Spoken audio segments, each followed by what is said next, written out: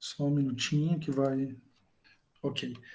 Bom, pessoal, nós vamos então inaugurar nossa discussão, né, nossa disciplina, discutindo um pouco a respeito da história da evolução do pensamento evolutivo. Né? Parece que é um tema simples, né, a discussão, mas na verdade, mesmo na nossa perspectiva atual, se discutir evolução biológica ainda acaba sendo algo, de certa maneira, problemático. Né? Principalmente quando a gente falar sobre a questão do ensino de evolução, vocês vão perceber o tanto de entraves, né, que o ensino de evolução ele enfrenta. Porque o ensino de evolução ele acaba, em alguma medida, questionando dogmas, né? E os dogmas eles estão relacionados a certos elementos sociais, né? Que acabam sendo mantidos por tradição ou por costumes, né? Como é o caso do pensamento religioso, né? Então a gente vai ver hoje, na aula de hoje, o quanto essa questão, né, do pensamento religioso ele interfere na discussão da evolução biológica e em determinados momentos da história, né, da biologia evolutiva, a gente tem esse, digamos assim, alguns avanços e alguns retrocessos, né? Então é bastante comum, em determinados momentos, haver uma, digamos assim, um estímulo à discussão da biologia evolutiva e do pensamento sobre evolução biológica, que é um pensamento que propõe mudança, que coloca o homem como uma criatura como todas as outras da natureza, né? Não como uma entidade especial. Então isso acaba criando assim algumas barreiras, né? Como vocês são alunos da biologia, isso talvez não seja tão forte, né? Mas fora da biologia, essa discussão da evolução ela acaba sendo até certa maneira problemática, né? Quando vocês tiverem experiência nas salas de aula, né, ou nos estágios, ou na residência pedagógica, ou em alguma outra situação de ensino, vocês vão perceber que às vezes a gente discute algumas questões voltadas para a evolução, que elas criam um certo questionamento de alguns pensamentos vigentes, né? E isso acaba criando algumas situações que podem ser, em alguns momentos, desconfortáveis, certo? E aí, que eu vou discutir hoje com vocês é como, né, o pensamento evolutivo ele acabou ganhando esse espaço ao longo da história. Não é um espaço que foi conquistado muito precocemente, né? Então você tem aí um período enorme que o pensamento evolutivo ele é rejeitado, então ele começa a ser aceito no finalzinho do século XIX, mas ainda hoje existe uma certa resistência a respeito do pensamento evolutivo, então a gente vai entender por que isso aconteceu. Se a gente parar para pensar, o olhar para a natureza, ele permite que a gente perceba que as espécies evoluem. Por que a gente consegue perceber isso? Porque existe diversidade. E uma das maneiras de a gente explicar que existe diversidade é porque as espécies mudam ao longo do tempo, certo? Então, as espécies que existem hoje não necessariamente são as espécies que existiram no passado, ao contrário do que o pensamento fixista ele propõe. Então, a gente vai discutir esse histórico, né? E a gente vai encerrar a aula de hoje falando da questão da teoria estética evolutiva e os desdobramentos posteriores. E aí, no seminário, vocês vão poder trazer outros aspectos, né? A respeito desses temas que a gente vai discutir aqui na aula de hoje. Então, só para vocês terem uma ideia, né? A gente vai discutir nessa aula esses tópicos, né? As ideias evolutivas e não evolutivas antes do Darwin, o criacionismo versus o evolucionismo, o fixismo, o lamarquismo, as ideias pré-darwinistas, o darwinismo e a síntese moderna. Então, só para vocês terem uma ideia, tem um livro que está disponível na biblioteca, né, e tem também na biblioteca virtual, tá? Que esse livro do Freeman e do Heron, que ele chama Análise Evolutiva, tem esse livro disponível para vocês na minha biblioteca, na virtual. E aí tem uma pesquisa que foi realizada com 2.000 norte-americanos, né, no início dos anos 2000, e aí vejam que a ideia, né, ficcionista que a vida na Terra surgiu, né, que ela existiu sempre na sua forma atual desde o início dos tempos, né, corresponde a 42% das pessoas que responderam, né, e 10% disseram que não faziam ideia. Então, esse montante corresponde a mais da metade das pessoas que responderam de forma, né, voluntária essa pergunta, né, a vida na Terra surgiu. Então, vejam que há digamos assim, o senso comum ele é dominado por ideias não evolucionistas, né?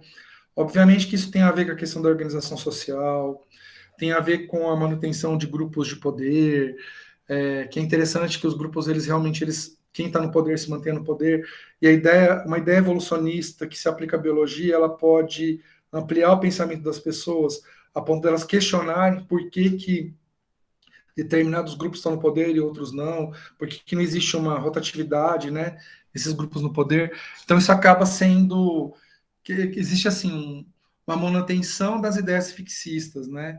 E isso interfere, claro, no pensamento sobre a evolução biológica. Claro que somado a isso tem a questão, né, dos dogmas religiosos. Muitas sociedades têm isso muito forte, né? E praticamente todas as religiões elas são fixistas. Então a sociedade é dominada por um pensamento fixista e é muito difícil a gente conseguir superar esse pensamento. Por outro lado, né, nós podemos enxergar o mundo de várias formas. E aí a gente pode escolher de que maneira, o que a gente vai explicar do mundo. Tá? Então, isso é uma coisa que é muito importante. A gente que é da área de ciências, né, a gente tem que ter isso muito claro. É errado alguém pensar de forma religiosa a respeito dos seres vivos? Não, não é errado, porque é uma forma de se explicar o mundo, né? Que é a maneira teológica de se explicar o mundo. Porém, aqui nós estamos num curso de ciências biológicas. Então, a gente vai explicar o mundo a partir da perspectiva da ciência e não da teologia, certo? Então, isso a gente precisa ter essa clareza para evitar confrontos desnecessários. A gente não consegue discutir com o religioso as ideias científicas, porque a religião é baseada numa fé, numa crença que você tem. E para isso basta você ter a crença. Então, você não precisa de provas materiais para isso. Então, não dá para você confrontar, porque vai ficar aquele discurso, vai ficar aquela discussão improdutiva. Então, o que pode ser feito é respeito às diferentes formas de se pensar o mundo, porém, neste momento, a abordagem que eu trago é a abordagem científica. E na abordagem científica, a diversidade da natureza é explicada assim. Ah, mas eu acredito que Deus criou todas as criaturas. Ok, ok. Essa é uma outra forma de explicar a natureza, certo? Então, assim, uma sugestão que eu dou para vocês é evitar, né? Isso eu aprendi ao longo da minha vida, porque quando eu comecei logo que eu terminei o mestrado, eu já assumi uma disciplina de evolução e, e dei aula em escola católica há muitos anos, né? E essa questão acaba sendo um pouco, porque imagina, né, um pai que opta por colocar um filho para estudar numa escola católica, quer dizer que essa questão, né, do dogmatismo religioso é importante, né, para esse pai, entre outras coisas, né? Então, tinha um predomínio de alunos que tinham essa base religiosa familiar muito forte, né? E aí eu discutia nas aulas de ciências, obviamente, o evolucionismo, né, não o criacionismo. E só que eles tinham aula de ensino religioso, né? Que uma escola católica tem aula de ensino religioso. E aí o que eu tentava fazer era combinar com a professora de ensino religioso para discutir na aula de ensino religioso a perspectiva, né, do criacionismo e aí eu trazia para as aulas de ciências a perspectiva do evolucionismo. E deixar isso claro, né? Porque também a, a visão religiosa é uma forma de explicar o mundo que tem o seu lugar, né, dentro da humanidade, porque a religião ela é um componente importante, né, do que é ser humano. Então a gente não pode simplesmente querer obrigar o outro a entender a ciência, né? Mas pode deixar claro que a perspectiva que a gente vai tratar é a perspectiva da ciência e não da religião, certo? E é o que eu vou fazer aqui, tá? Basicamente eu vou discutir a perspectiva da ciência e vou trazer a discussão numa questão não da religião, mas da base ideológica da religião, que é o fixismo, certo? Mas vejo que há um predomínio, né? E se a gente fizer isso aqui no Brasil, quando eu comecei a dar aula da disciplina aqui no FTM, eu pedia para os alunos, né? Nessa aula, eu pedi para os alunos saírem perguntando para os colegas no corredor. Só que o contexto, quando eu comecei a dar aula no FTM, os cursos de licenciatura todos funcionavam no centro educacional, né? Então tinha o pessoal de letras, história, serviço social, geografia, mas tinha física, química, matemática, biologia. Então, quando os alunos saíam para perguntar, você tinha alunos com diferentes. Porque, por exemplo, se você opta por fazer um curso de letras ao invés de um curso de biologia, é que tem um determinado conjunto, né, de conhecimentos que te atrai mais, né? E aí, se você, por exemplo, fizer isso hoje no ICN, você tem um predomínio de pessoas que optaram por área de ciências, né? E acaba tendo um certo. Você tem uma certa tendenciosidade, né? Para quem escolhe fazer física, ou química, ou biologia, né? Talvez menos na matemática isso aconteça. E então eu parei de fazer esse tipo de levantamento por causa da diversidade de opiniões, né? Porque mesmo quando os alunos pegavam alguém da engenharia, a própria engenharia, o pessoal acaba tendo um pensamento um pouquinho mais, talvez mais próximo, né, da perspectiva evolutiva, e aí a gente não tinha esse viés, né, do grupo social maior. Mas se a gente fizer uma pesquisa dessas de forma aleatória aqui nas ruas de Uberaba, por exemplo, é provável que até essa questão, né, dessa perspectiva mais criacionista ela seja maior do que 42%, certo?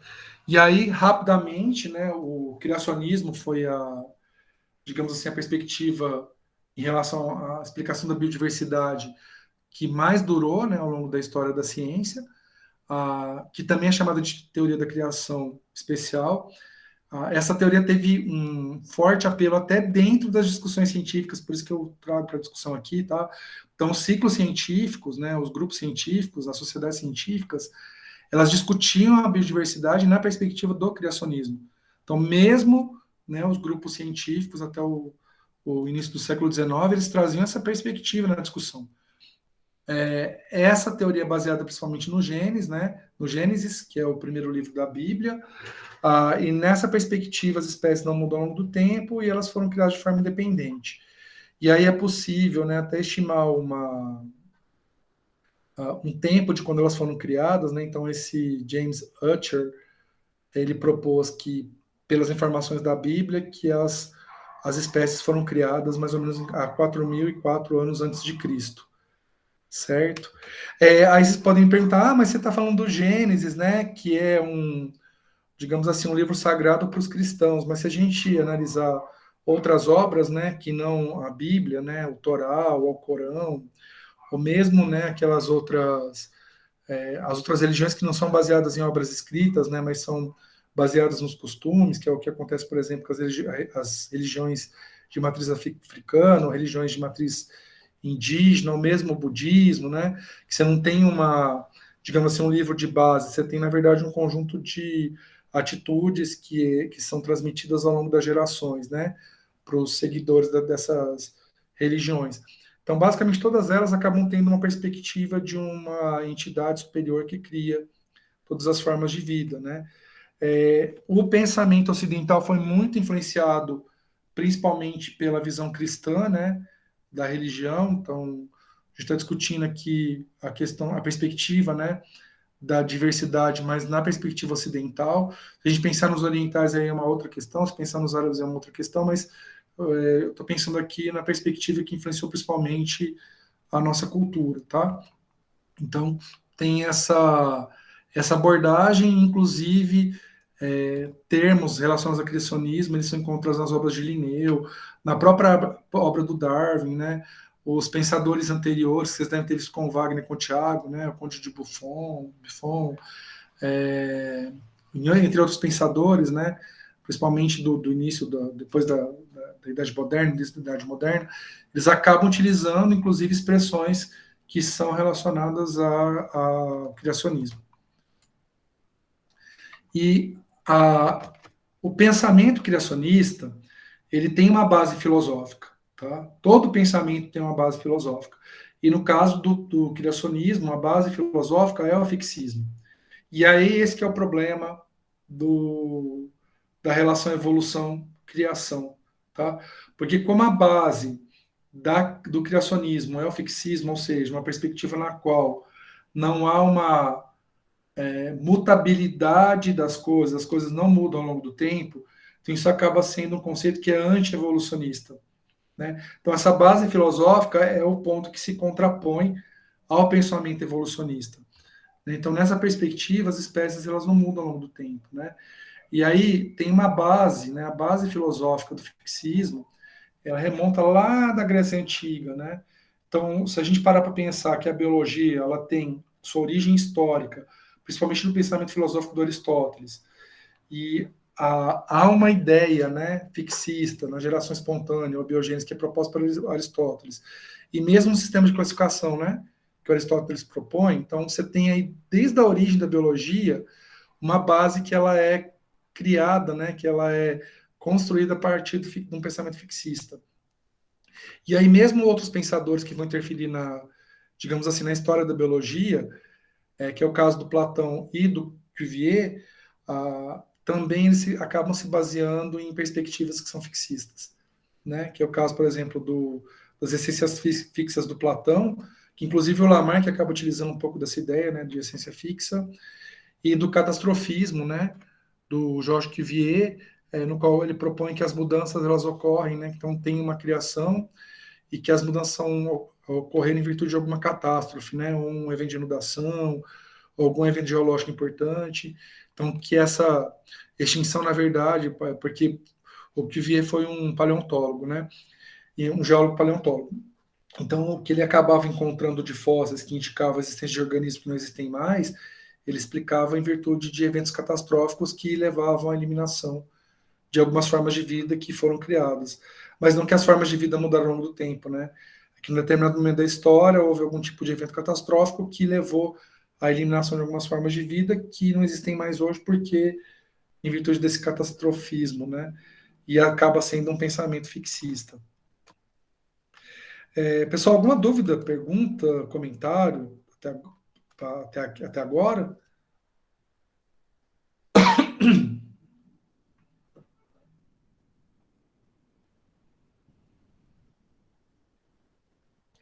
Tranquilo, pessoal? Vocês podem intervir a hora que vocês quiserem, tá? Pode abrir, Ana Carolina, que você abre o microfone, pode falar. Não, eu ia dizer que estava tudo tranquilo. Então, beleza. Tá, mas assim, vocês podem, eu venho aqui no chat direto, tá? Pode colocar pergunta no chat, mas pode abrir o microfone e me interromper a hora que vocês quiserem, tá? Não me importo. Bom, e aí tem também uma outra questão, né? Que aí quando a gente pensa. Então vejam, vamos pensar que o pensamento evolutivo é um pensamento científico da biologia. Concordam comigo? É um pensamento da biologia.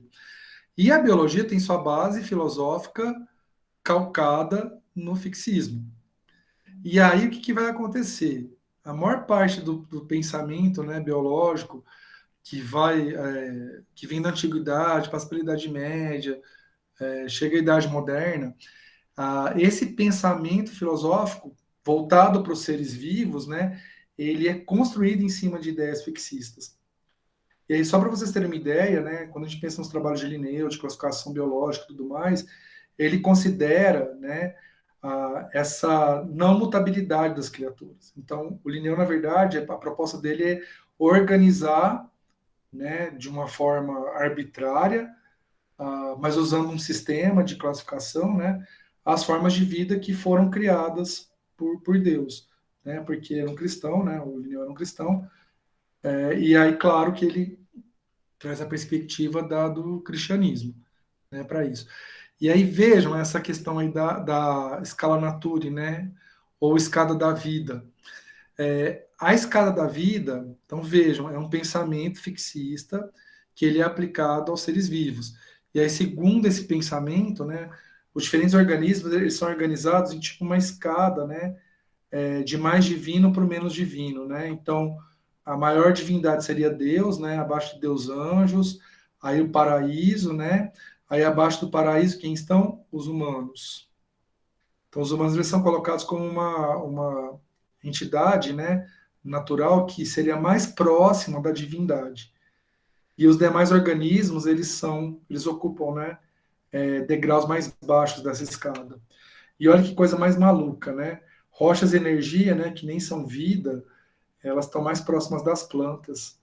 Então, as plantas seriam um grau abaixo digamos assim, da vida. Então, quando a gente pensar nessa escala, né, nessa grande cadeia da vida, da divindade, então, quem estaria mais perto da divindade seriam os humanos e quem estaria menos próximo seriam as plantas, né?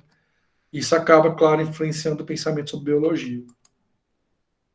E aí, claro, né, que o Darwin, ele, apesar de toda essa, digamos assim, se a gente parar para pensar essa influência fixista, né, na biologia, que é muito forte desde a antiguidade, isso acaba meio que criando poucos espaços para pensamentos tipo Darwin florescerem.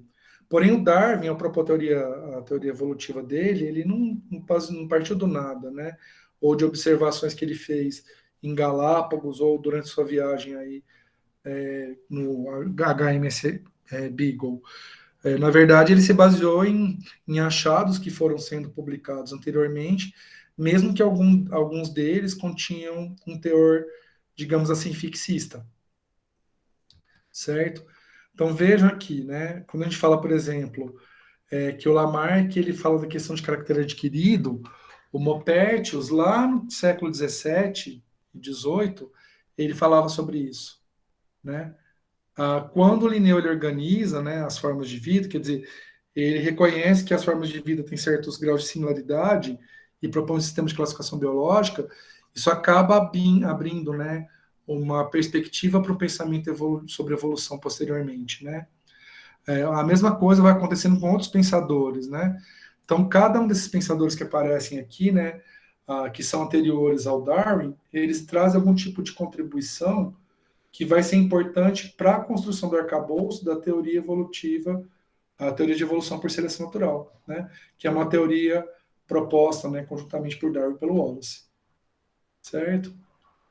E aí, só para vocês terem uma ideia, né, quando a gente compara certas linhas, né, epistemológicas, vamos utilizar esse termo, do fixismo e do evolucionismo, então o fixismo ele parte do princípio que as espécies não mudam ao longo do tempo e que cada espécie tem uma origem diferente, certo? Que foi, né, que ela foi criada, elas são imutáveis e cada espécie foi criada de forma independente. E essa teoria ela foi muito aceita pela ciência, né? Quando eu falo aceita, aceita pela ciência, até meados do século XIX. O evolucionismo propõe que as espécies mudam ao longo do tempo, que elas apresentam uma origem comum com as outras espécies, e é uma teoria aceita, a teoria mais aceita atualmente. Quando eu falo teoria mais aceita atualmente, é pela ciência, tá, gente? Porque quando eu falo do fixismo, interferindo no pensamento científico, eu estou dizendo que pensadores anteriores ao Darwin, na sua maioria, propunham essa questão da criação dos organismos. Então, mesmo que eles explicassem, né, como era a fisiologia, como era a organização celular, alguns outros elementos que a biologia vai incorporar, né, o seu escopo epistemológico, o que acaba acontecendo é que, quando se pensa como essa diversidade surgiu, né, se você tem um olhar fixista, você acaba meio que ignorando totalmente processos evolutivos que também compõem, né, o arcabouço biológico das espécies, né? Então, quando eu falo que o fixismo era um pensamento aceito, ele era aceito, se a gente parar para olhar para a população de forma geral, obviamente que o pensamento fixista é mais forte que o pensamento evolucionista. Mas dentro da ciência, dentro da bolha ciência, hoje o pensamento mais aceito é o evolucionismo. Apesar de que, mesmo dentro da ciência, eventualmente existem certos movimentos aí que acabam utilizando o fixismo como um referencial, né, gente?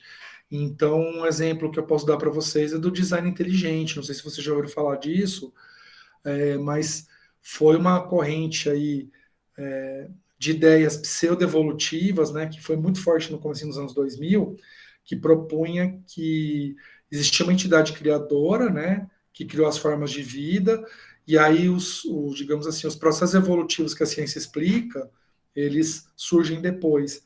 Então você tem lá uma entidade criando os ancestrais comuns, né, para todas as espécies, e aí a ciência explicaria digamos assim, de como a parte daquele ancestral chegou à espécie atual, né?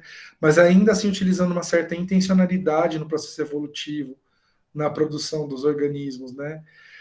Quando vocês escutam coisas do tipo que a natureza é perfeita, né, que o ser humano é, digamos assim, o ápice da evolução, vocês desconfiem, tá? Porque do ponto de vista evolutivo, nenhum organismo é perfeito, porque ele está sujeito, né, às mudanças ambientais e tudo mais. Então, por exemplo, vou dar um exemplo na gente mesmo, né? Ser bípede é uma aquisição evolutiva extremamente importante para a espécie humana. E essa aquisição evolutiva ela acompanha toda a linhagem evolutiva, né, do Homo sapiens, toda a linhagem evolutiva. E aí se fosse, né, um processo perfeito, o que a gente esperaria? Que tendo bipedalismo, você teria toda uma organização biológica que tornaria, assim, um corpo bípede perfeito. Só que olha os problemas que nós temos por sermos bípedes, né? Nós temos muito problema de coluna, porque ser bípede significa um aumento, né, eu não sei qual o termo da física que a gente vai utilizar. Então, por exemplo, quando a gente pensa na coluna vertebral, as vértebras que estão mais abaixo, elas sofrem toda a pressão das vértebras que estão acima. Então, isso acaba gerando um problema de coluna. A questão do parto é algo super complicado para a nossa espécie, justamente porque nós somos bípedes. Agora, se a evolução tivesse um resultado sempre perfeito, como que você explica esses resultados? Isso porque eu estou falando de duas coisas, assim, né, que é muito fácil de vocês perceberem, mas se a gente pensar, por exemplo, o testículo, né? Que coisa mais imperfeita que é um testículo? Né? Eu não sei se vocês já fizeram embriologia, se vocês vão ter, vocês vão estudar lá em embriologia, que o testículo, ele é, na verdade, uma reprogramação, né? Que todos os, digamos assim, os mamíferos, né? Eles têm uma programação para dar origem a corpos femininos. E aí, quando tem determinados genes ali que estão relacionados à determinação do sexo, então há uma mudança de programação ao longo do desenvolvimento. Então, aquele órgão que era para ser, por exemplo, um ovário, ele se torna um testículo. Então, imagina que o ovário ele é internalizado, né? E o testículo, na maior parte dos mamíferos, ele é são glândulas, né? Que elas ficam praticamente fora do corpo, né? Não fica dentro da cavidade, né? Da cavidade corpórea, fica fora. E aí esse processo faz com que, imagina então que está subindo, então tem que ter tipo uma mudança de plano. É como se a gente estivesse num lugar e lembrou, esqueci de tal coisa. Então você volta para o lugar. E aí você tem uma consequência dessa questão da formação do testículo, que são as hérnias inguinais, né? Então, vira e mexe, você tem aí casos de homens que o intestino desce para o saco escrotal, porque durante esse processo, né, você pode ter ali digamos, uma musculatura da base, né, do períneo que não é tão resistente, aí essa musculatura pode ceder e o intestino desce para o testículo. Então, se fosse algo perfeito, isso ia acontecer? Isso porque eu estou dando alguns exemplos que são mais fáceis de vocês verem, né? Mas tem os dentes do siso, são, né, a perfeição do dente do siso, que a maior parte das pessoas precisa arrancar, porque a quantidade de problemas que pode gerar um dente do siso é tão grande que é melhor arrancar, né? É uma loucura. Então, assim, a evolução, ela não tem essa perspectiva de produzir o melhor, tá, gente? Então, só para vocês terem uma ideia, que tem a ver com, né, uma série de mecanismos que a gente vai estudar ao longo do semestre. E aí, uma definição de evolução, né? A palavra evolução vem do latim evolvere, que significa desenvolver ou desenrolar, né? Mas a ideia básica de evolução está relacionada ao conceito de mudanças. O Darwin, ele cunha, né, a ideia de evolução como descendência com modificação ou diversificação. E aí o conceito mais atual de evolução, né, um conceito atual, mas mais simplificado, né, que seria a mudança nas proporções de indivíduos com características diferentes dentro das populações, certo? Então, basicamente, quando a gente pensa em evolução, a gente pode pensar um esquema desse tipo aqui, né, que a mutação gera diversificação, a diversificação ela acaba sofrendo a ação da seleção natural e determinados tipos, né, de diversidade tendem a ser mantidos e isso produz uma adaptação e outros tipos tendem a ser eliminados e isso produz extinção, certo? E há um conjunto, né, a biologia evolutiva, ela acaba apresentando múltiplas facetas de aplicação, né? Talvez para a gente seja muito clara a questão da ciência da saúde e agricultura. Quando a gente fala de novas variantes, né, do Covid-19, uma situação bem atual nossa, tem a ver com a evolução, né? O vírus tem alta taxa de mutação, então essas taxas de mutação podem levar à produção, né, de vírus que podem ser mais transmissíveis, que podem produzir um quadro clínico mais severo, né? Então, é uma perspectiva evolutiva voltada para a ciência da saúde. Na agricultura, questão de uso de agrotóxico, seleção de inseto resistente, né? E aí o inseticida não acaba não tendo mais nenhuma funcionalidade, de produtos naturais, né? Quer dizer, se uma determinada planta ela é utilizada para uma...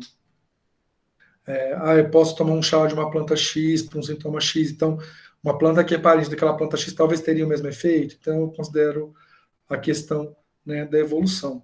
E é claro, quando a gente pensa na evolução humana, né, quando eu falei, por exemplo, da questão, né, do pedalismo e tudo mais, e a gente faz uma reflexão, né, sobre esse resultado evolutivo no nosso corpo, é uma forma de autoatendimento. Então, assim, a gente, o pensamento sobre biologia evolutiva, ele pode apresentar inúmeras aplicações, certo? E aí, uma questão que se coloca, né, se a evolução ela é um fato ou uma teoria, né? E no caso da evolução, ela é tanto um fato quanto uma teoria. Ela é um fato porque a gente consegue encontrar evidências de evolução, inclusive a aula nossa da semana que vem vai ser sobre isso, né? A gente vai discutir as evidências de evolução, e as evidências da evolução são fatos científicos que a evolução ocorre, e é possível a gente criar um arcabouço de conhecimentos que ajude a explicar eventos na natureza. Então, eu consigo, por exemplo, propor a ação de determinados mecanismos. Então, a partir desses fatos que eu observo, eu consigo propor uma recorrência desses fatos.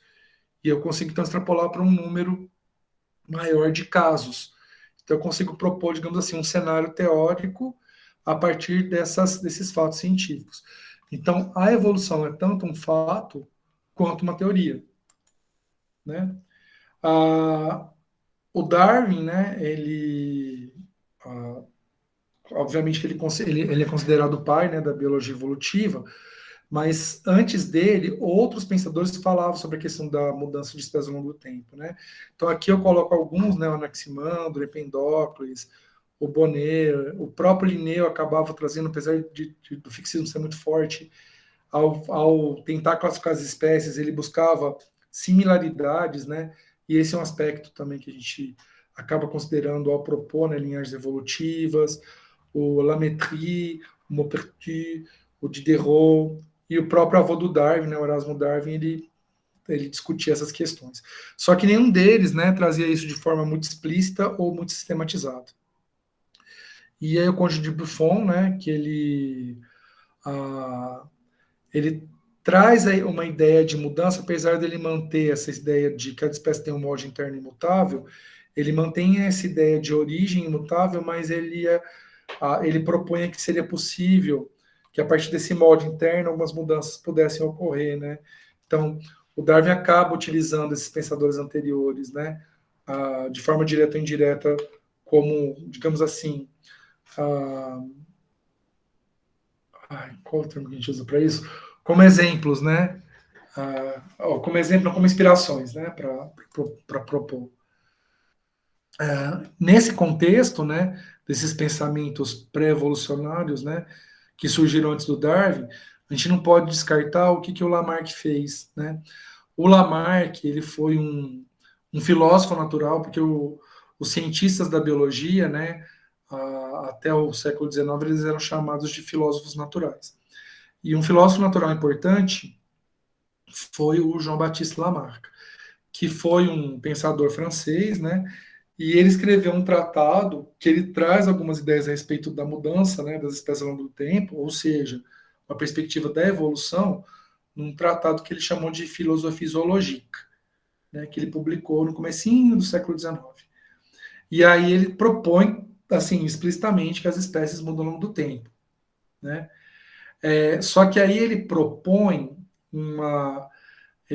que todas as espécies têm, né, digamos assim, uma origem independente e que a partir dessa origem independente as espécies vão passando por mudanças ao longo do tempo até chegar às variações que existem atualmente, né?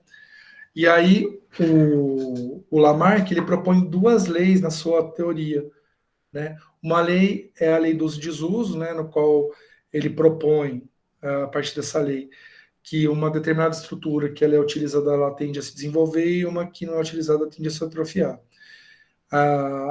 E somado a isso, né, que uma vez que esse caractere é adquirido ou atrofiado, ele pode ser, essa informação pode ser transmitida para gerações seguintes.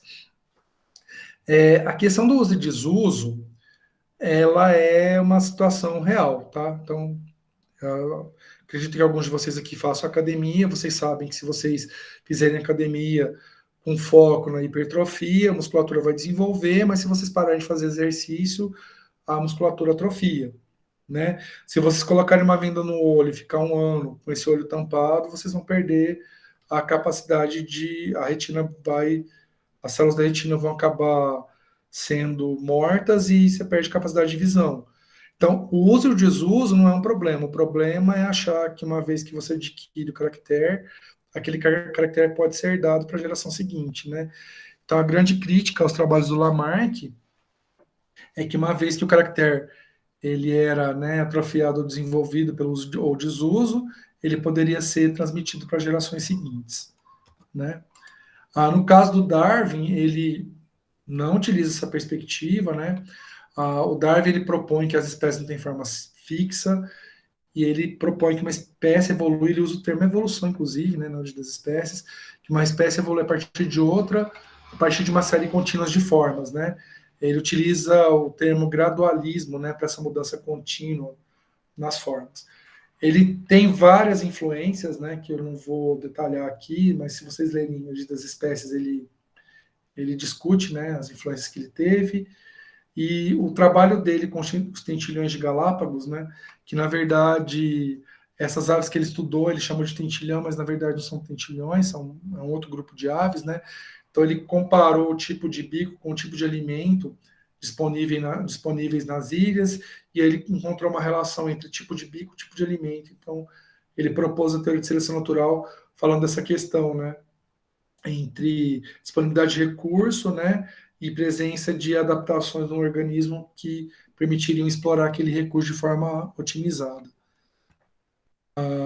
Então, ele, na verdade, não foi só Galápagos, né, mas Galápagos tem, digamos assim, um apelo importante, né, porque quando a gente analisa, né, a distribuição de fauna e flora em ilhas, você consegue ver um cenário evolutivo mais claro, e justamente os estudos que ele fez, né, em Galápagos, os materiais que ele coletou em Galápagos, na verdade, né, permitiram ele fazer uma série de elucubrações que serviram de arcabouço, né, factual para a teoria de evolução por seleção natural, mas ele também conseguiu uma série de informações de diversos lugares. Inclusive, ele esteve no Brasil por 2 vezes, né? Na ida, ele acabou passando na Bahia, no Rio, né? E na volta, ele passou na Bahia. Inclusive, tem registro fotográfico, tem informações, anotações dele, né? A respeito dessa passagem pelo Brasil. A questão dos bicos, né, que eu falei para vocês, aqui tem um detalhe dos diferentes tipos de bico que ele encontrou para essas aves e uma relação com os alimentos disponíveis, né, nas diferentes ilhas que ele fez a coleta. E aqui uma figura do arquipélago de Galápagos, né? Então, cada ilha aqui apresenta populações isoladas, né? A gente vai discutir isso depois na aula de fluxo gênico, que determinadas organizações impedem o fluxo gênico, então é possível que haja especiação, né, em esses ambientes que não, no qual não há migração, né, da espécie de uma ilha para outra, então as espécies ficam isoladas e é possível que acumulem mutações ao longo do tempo e aí surjam novas espécies. Pessoal, alguma dúvida até aqui? Tranquilo. Essa parte é bem sossegadinha, né? Assim, então aqui tem eu coloquei para vocês nesses dois trabalhos, né? Esse trabalho que é do Darwin com o Wallace, a gente atribui a teoria de evolução de seleção natural ao Darwin, mas não é justo atribuir só a ele. Na mesma época que o Darwin publicou a Origem das Espécies, um jovem cientista inglês chamado Alfred Wallace, ele mandou um manuscrito, né, um trabalho científico para o Darwin apreciar, e aí nesse trabalho o Wallace chegou às mesmas conclusões que o Darwin a respeito da evolução, né? E aí o Darwin percebeu isso e falou assim, peraí, eu também estou trabalhando num manuscrito, num livro, na verdade, né, no qual eu abordo essas questões, e aí os dois conjuntamente publicaram, né, esse manuscrito que eu disponibilizei como material complementar para vocês, tá? Quem gosta de história da ciência e quer saber um pouquinho mais desse, digamos, trabalho geminal da evolução, né, é, na verdade, esse trabalho de 1858, que é um trabalho conjunto com Darwin e com o Wallace, né? Que é sobre a tendência das espécies produzirem variabilidade a partir de um tipo original. É, o título em português não ficou bem assim, mas é parecido com isso, tá? E aí, em 59, o Darwin publica A Origem das Espécies, e aí sim é que tem um conjunto, né, de evidências evolutivas que reforçam a ideia da evolução por seleção natural. O Darwin, na obra Origem das Espécies, que é, digamos assim, o trabalho dele com o Wallace, na verdade, demonstra, né, quer dizer, essa ideia foi pensada simultaneamente por dois cientistas, né, de forma independente, mas o trabalho que, digamos assim, organiza, né, o pensamento sobre evolução por seleção natural é a origem das espécies. E aí o Darwin, ele explicitamente, ele assume duas premissas, né, que as espécies descendem de um ancestral comum e que o principal mecanismo evolutivo é a seleção natural. Porém, um pesquisador do século XX, né, que é o Mayr, que faleceu meados dos anos 2000, né, ele tinha mais de 100 anos quando ele faleceu, que ele é importantíssimo, né, o que a gente vai discutir de deriva genética e especiação aqui na disciplina, basicamente são os achados do Mayr, né, ou tem alguns autores chamam de Mayr, né, o Mayr, ele propõe, ao invés de duas premissas, que a origem das espécies acaba trazendo cinco premissas, que é a evolução como tal, né? Porque se a gente parar para pensar aqui, antes do Darwin, ninguém explicitamente trouxe, né, a ideia de evolução como tal de forma tão categórica, né? Igual o Darwin traz na origem das espécies. A descendência comum, né? Que é essa questão do ancestral comum que o Darwin assume, né? Essa premissa, mas o Darwin insiste que as espécies variam, né? De forma gradual ao longo do tempo. Então, essa premissa da gradualidade também é um aspecto importante na origem das espécies, que a especiação é um processo que ocorre no nível populacional, né? Então, Darwin não assume a premissa, mas isso aparece claramente na origem das espécies, e, obviamente, a seleção natural, né? Que é a teoria darwinista, né, de evolução é a evolução por seleção natural.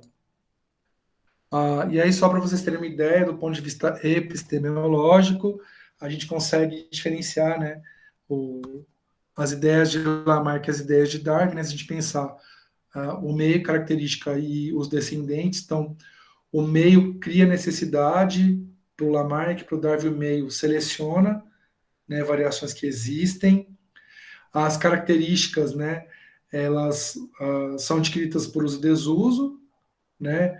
No caso, o Darwin só propõe que existem, né, diferentes características nos diferentes indivíduos que compõem uma mesma população, e o Lamarck propõe que os descendentes adquirem, né, as características que eles transmitem as características que eles adquiriram por uso e desuso, né?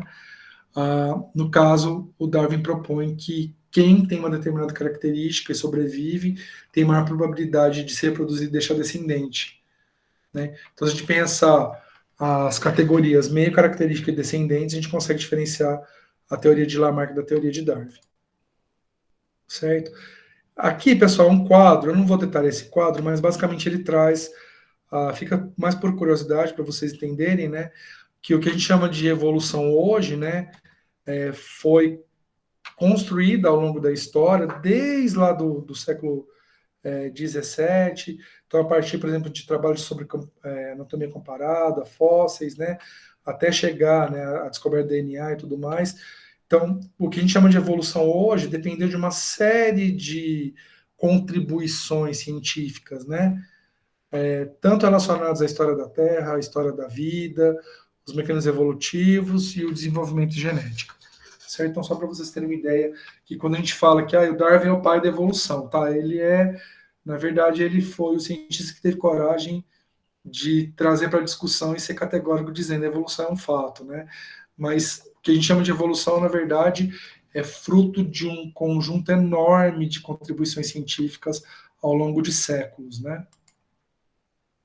Obviamente, quando, né, o Darwin propõe a teoria evolutiva dele por seleção natural, vão surgir teorias alternativas que também vão propor a evolução como cerne, né? O neolamarquismo, então, ele propõe, né, É uma retomada dos trabalhos do Lamarck. Hoje em dia se discute muito se é possível haver evolução na perspectiva neolamarquista, porque foi se descoberto mecanismos que a gente chama de mecanismos epigenéticos, ou seja, é possível que o organismo ele aprenda determinadas marcas em virtude do nosso contato com o ambiente, mas não se sabe até que ponto essas marcas vão ser mantidas ao longo das gerações, né?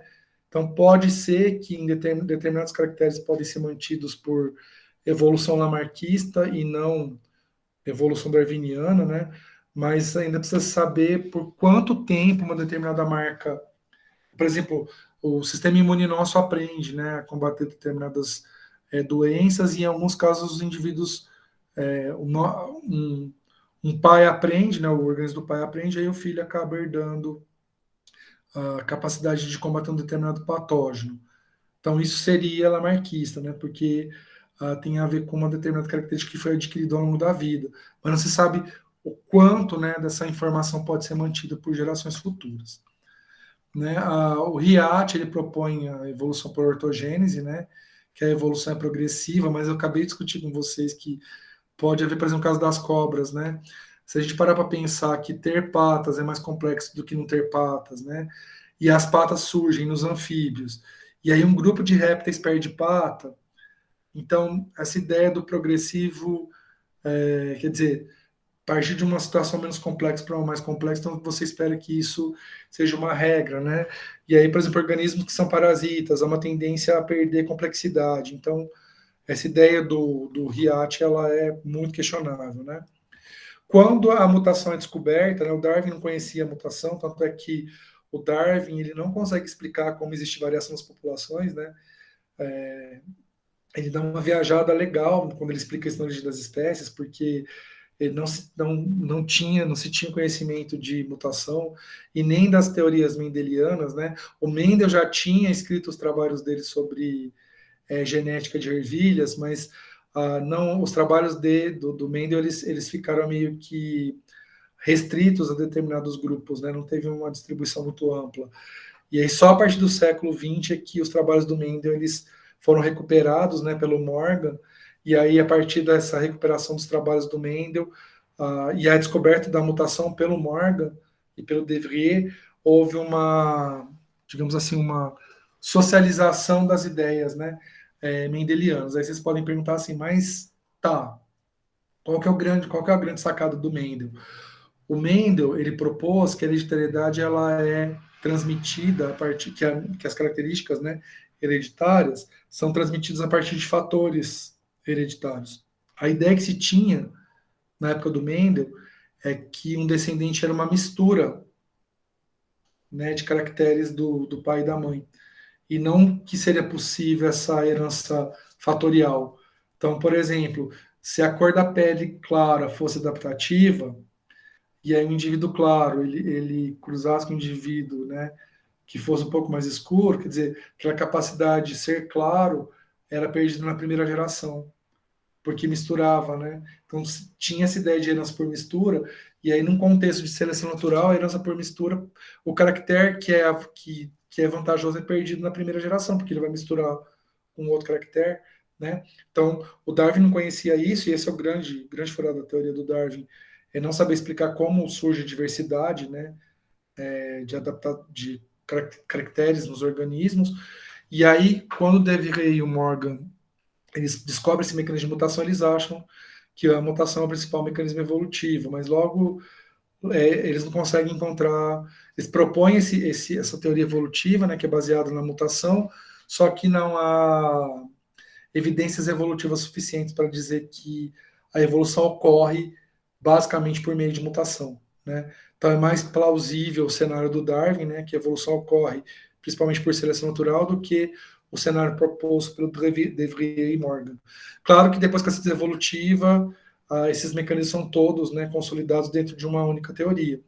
Mas nessa época, cada um queria brigar pela sua parcela do latifúndio, né? Não sei se vocês conseguem entender isso, mas se descobria ali algo que era bastante importante e se achava que aquilo era a explicação máxima, né? E aí tentava se polarizar. É mutação ou é seleção natural? Entendeu? Então, Da mesma forma que polariza esquerda e direita, polarizava mutação ou seleção. E aí o que se descobriu depois que, na verdade, os dois mecanismos, né, eles compõem o que é evolução. Não é só seleção, não é só mutação. Na verdade, os dois eles são mecanismos que interagem, né, para a evolução das espécies. E aí, nos anos 70, né, finalzinho dos anos 70, começo dos anos 80, do século passado, né, do século 20, a proposição, né, do saltacionismo, que tem a ver com mutacionismo também, que seria possível grandes mutações produzindo grandes mudanças evolutivas, mas também não tem respaldo em evidências evolutivas, né? Então essas teorias aqui, elas todas foram, né, superadas, exceto o neolamarquismo, que ele apresenta uma certa referencialidade com o sistema imune, né, e características que são transmitidas por epigenética, mas não se sabe a magnitude geracional, né, dessa marcação. E aí, para a gente encerrar a nossa aula de hoje, no final dos anos 40 e 50, quer dizer, então veja, a partir do Darwin, é como se abrisse um mundo de possibilidades para se estudar a evolução, né? Então, muitos pensadores começam a produzir, né, trabalhos científicos que eles percebem a evolução como tal, e eles começam a propor mecanismos, né, que interferem na evolução. E aí vejam que bem no período, né, da Segunda Guerra Mundial, esses pensadores se unem, né? Então, vários pensadores, né? O Fischer, o Haldane, o Wright, o Keterikov, Dobzhansky, o próprio Mahir, né, dessa época, o Stubbs, o Simpson, o Hensch, Huxley, entre outros, né? Eles, cada um de áreas diferentes, né? Principalmente tem muita contribuição da paleontologia e da genética, né? Que até um dos grupos vai discutir isso depois, né? Qual que é o impacto, né? Dessa, digamos assim, dessa concentração de conhecimentos, né, de paleonto e de genética na proposição da teoria estética evolutiva, né? E aí hoje tem contribuição da biologia do desenvolvimento, muita contribuição da ecologia, né? E aí muda um pouquinho essa perspectiva inicial lá do período da Segunda Guerra. Só que eu acho que todo aluno da biologia deve conhecer essa frase, né? Se vocês não conhecem, estou apresentando, mas provavelmente o Wagner e o Thiago, um dos dois deve ter falado sobre isso. O Dobzhansky, que foi um dos, né, digamos assim, um dos pensadores, né, que participou dessa síntese evolutiva lá no meados do século XX, ele propôs que nada faz sentido em biologia a não ser a luz da evolução, né? E essa máxima é utilizada até hoje, né? E realmente a biologia, ela, principalmente nas últimas décadas, né? Ela vem sendo construída em cima da evolução. Então, basicamente, a gente usa a evolução para explicar praticamente tudo dentro da biologia, mesmo que a gente se valha de determinados elementos tipológicos, né? Ou elementos estruturais, né? Células, sistemas, tudo mais. A ideia é ampliar isso para a perspectiva macro, que é a perspectiva da evolução. E isso é uma curiosidade do Dobzhansky, né? O Dobzhansky, ele teve no Brasil, né? Ele foi ele impulsionou, na verdade, as pesquisas em genética aqui no Brasil, né? Ele trabalhava com mosquinha das frutas, e aí ele participou da fundação de vários grupos que estudam, né? Mosquinha das frutas. Tanto é que é possível encontrar fotos dele na Unesp, que eu estudei, né? Na São do Rio Preto, na USP de Ribeirão, na USP de São Paulo, algumas universidades do sul do país, do Rio de Janeiro, porque ele acabou trazendo muito dinheiro para as pesquisas envolvendo, né, principalmente espécies do gênero Drosófilo, e isso acabou trazendo assim um arcabouço teórico muito grande para os conhecimentos sobre evolução, né? Então impulsionou isso muito, e a pesquisa, né, em genética e evolução aqui no Brasil foi impulsionada em grande parte, né, pela contribuição do Dobzhansky, mas depois ele teve aí teve um problema, uma rixa com algum desses grupos que ele apoiou, e aí ele acabou não mandando mais dinheiro para o Brasil e meio que cortou relações, né? Até que ele morreu em 75. E aí, só por curiosidade, eu sou um neto científico, digamos assim, né? Não, eu sou um bisneto científico do Dobzhansky, porque o orientador da minha orientadora foi orientado pelo Dobzhansky, né? Então, tem uma ligação, por isso que eu trabalho com, até hoje, com a família Drosophilidae, né, que tem a ver com essa minha origem. Você acaba tendo a influência, né, do Objanskiano, a partir dos orientadores, né. E aí, em linhas gerais, né, a síntese evolutiva separa o fenótipo do genótipo. A gente vai discutir mais, né, esses conceitos na aula de variabilidade genética. As características adquiridas não são herdadas, ao contrário do que o Lamarck né, dizia. As variações hereditárias, elas são condicionadas por fatores, né, genéticos, que hoje são chamados de genes, que os genes podem apresentar variações, né, a partir de mutações da origem ao que nós chamamos de alelos, que além das mutações, um outro processo que amplia o efeito da variação é a recombinação, que a mudança evolutiva é populacional e que essa modificação nas populações ela pode ser modelada tanto por mecanismos aleatórios, que é o caso da deriva genética, como mecanismo não aleatório de seleção natural. E que boa parte do processo evolutivo pode ser explicado por meio da seleção natural. Certo? Então, basicamente, quando a gente fala de síntese evolutiva, a gente tem todos esses pontos. Eu passei rapidamente, porque, na verdade, ao longo do semestre, a gente vai discutir detalhadamente cada um desses pontos, tá? E aí, pessoal, essa parte aqui, na verdade, é a contribuição de cada área, né? Então, qual a contribuição da genética de laboratório, qual é a contribuição da genética de populações, e aí a contribuição de genética de populações e populações naturais, mas, no geral, é esse quadro aqui, né? Da ciência evolutiva, só que detalhando qual foi a contribuição de cada uma das áreas, né? Que participaram desse processo, certo? Inclusive a questão da sistemática, né, paleontologia.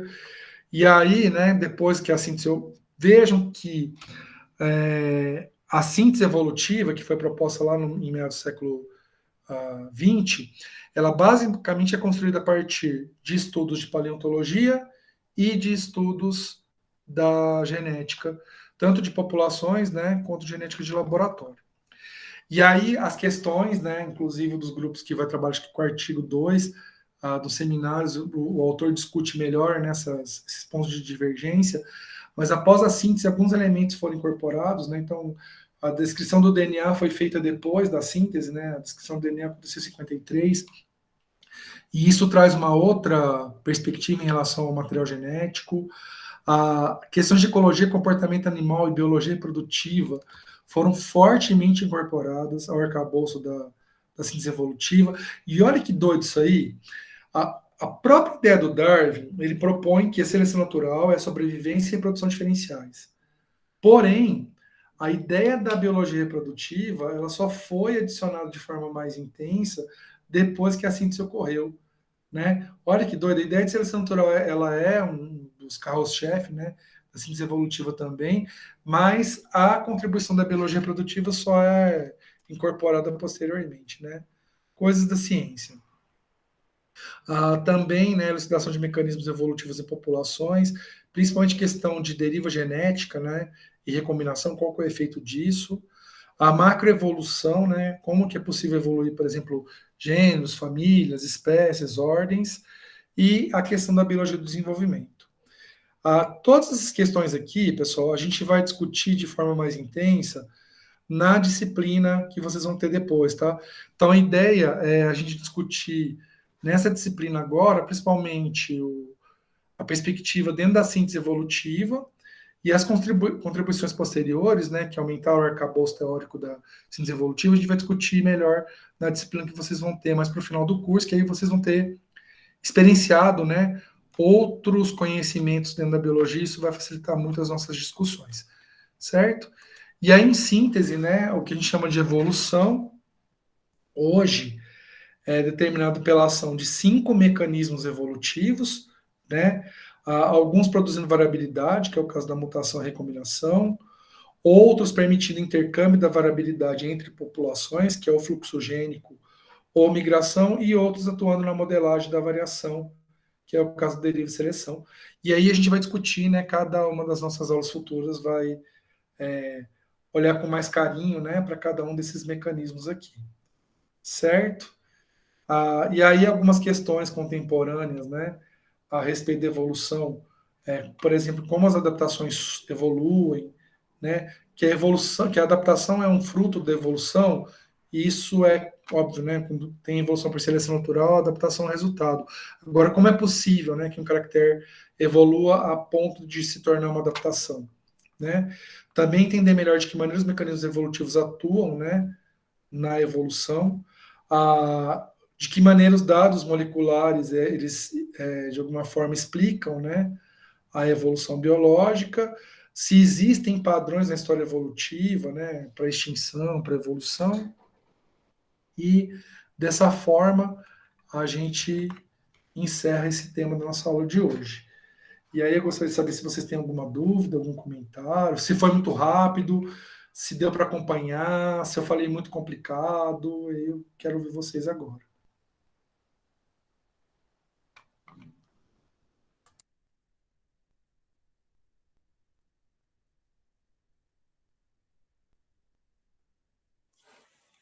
Foi tranquilo, a velocidade, beleza, deu para captar tudo. Da minha parte não ficou dúvidas, foi tudo muito bem esmiuçado aí, de acordo com o que a gente vai estudar ao longo do semestre. Para mim foi tranquilo, professor. Perfeito, viu, pessoal? Às vezes podem ter dúvidas quando vocês forem estudar depois, tá, gente? Mas aí vocês podem perguntar pelo WhatsApp, ou pode mandar por e-mail. O WhatsApp eu acho que é mais prático, porque aí a gente consegue, é mais rápido para responder, tá? E na medida do possível, se vocês tiverem dúvidas e mandarem pelo WhatsApp, é melhor mandar no grupo, né? A menos que vocês tenham vergonha e queiram mandar para mim no privado, não tem problema, tá? Porque às vezes a dúvida de um pode ser a dúvida do outro, às vezes a pessoa nem pensou naquela dúvida, mas quando alguém questiona, isso pode, sabe, gerar um, digamos assim, movimento de ideias. Mas fiquem bem à vontade, tá, pessoal? Ah, eu esqueci de falar, na disciplina tem um último módulo que chama biblioteca. Todos os materiais que aparecem nas referências, né, dos módulos, eles têm os PDFs disponíveis, tá? Todos, todos. Então vocês podem ir lá no item biblioteca e baixar os materiais, certo? Bom, eu espero que vocês tenham gostado da aula de hoje e consigam estudar. Se vocês puderem responder a pergunta 1, que é da aula de hoje especificamente, eu acho que já ajuda vocês a até refletir um pouquinho sobre isso, talvez participar do fórum, já que já dá para vocês participarem do fórum também. Isso é uma forma de estudar, né? E aí, então, a gente se vê semana que vem. Obrigado pela presença, obrigado pela companhia e até a semana que vem. Até semana que vem. Boa noite a Boa todos. Boa noite, noite, galera. professor. Muito obrigada. Boa noite, Boa noite, professor. até na próxima semana.